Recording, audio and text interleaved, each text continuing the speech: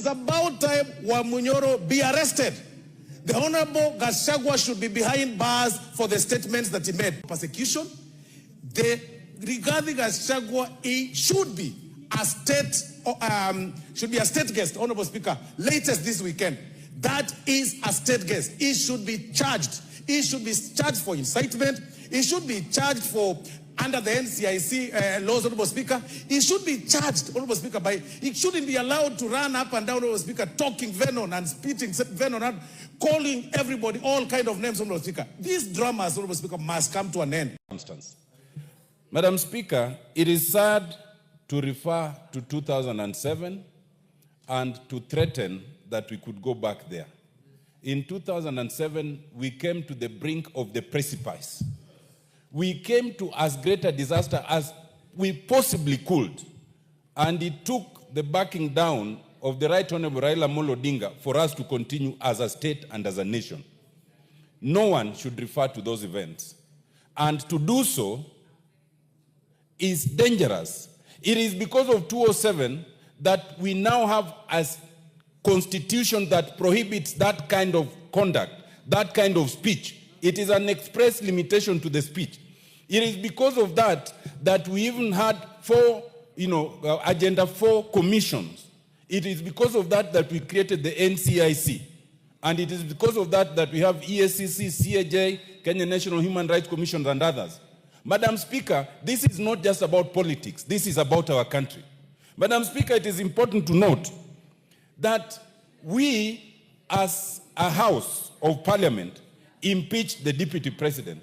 Some people do not remember that one of the grounds cited was failure to uphold the dictates of the office under Article 75(2)(c).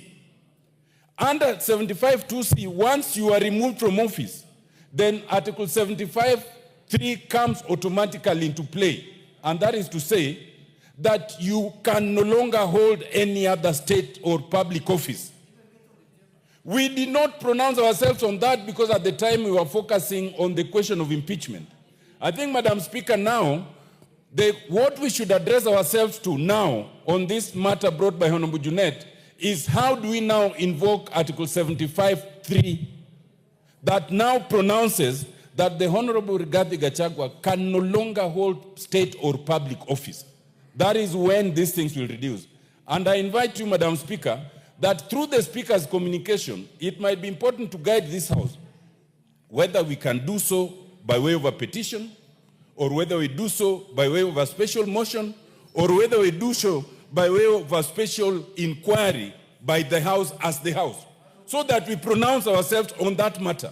This is important, Madam Speaker, because while the Honorable Rigathi Gachagua went to court and sought to stop these whole processes, the court did not find merit in that.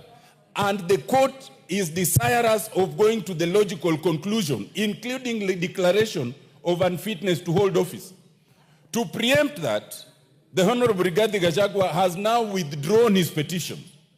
Two things. One, I want to urge this House, through its lawyers, to insist to the court to go to the merit of that matter. We want the court to declare whether Parliament was wrong or not, including fitness to hold office.